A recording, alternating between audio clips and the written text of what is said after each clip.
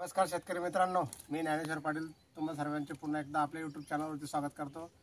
शेतकरी बंधूंनो, आपण साठवलेल्या खताच्या गोण्या असतात त्यात युरिया हे खत असं आहे की त्याला मॉइश्चरचा कॉन्टॅक्ट म्हणजे ओलावा असा आर्द्रतेचा काही स्पर्श झाला तर ती युरियाची गोण ही अशी कडक होऊन जाते।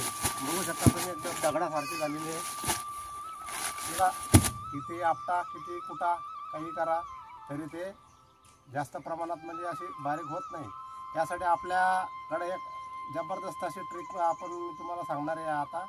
त्यासाठी आपल्या चॅनलला तुम्ही जर सबस्क्राइब केलं नसेल तर सबस्क्राइब करून ठेवा आणि बेल आयकॉन प्रेस करून ठेवा, म्हणजे यापुढे जो नवीन व्हिडिओ बनवू आपण सर्वात पहिले तुमच्या जवळ पोहोचेल। तर शेतकरी बंधूंनो, कसं आहे माहिती आहे का, सध्या युरियाची ही शॉर्टेज पण आहे मार्केटला, त्यामुळं बऱ्याचदा युरियाची कमतरता भासत असते। त्यामुळे आपण थोड्या शिल्लक युरियाच्या गोण्या आपण घेऊन ठेवतो। परंतु काय होतं माहिती आहे का, युरियाला आर्द्रतेचा स्पर्श झाला तर ती पावसाळ्यात आर्द्रता असतेच, त्यामुळे ती कडक होते आणि मग नंतर आपल्याला ते वापरण्यास खूप अवघड जाते। त्यासाठी एक जबरदस्त ट्रिक आहे।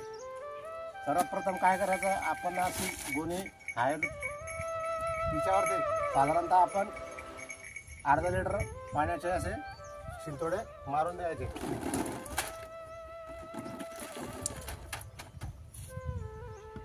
दोघं बाजूनं।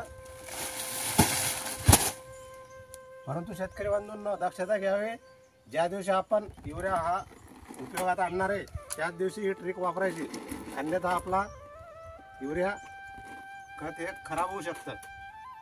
आता साधारणतः एक 15 ते 20 मिनिटं अर्धा तास हे असेच असं पडू देऊ आपण।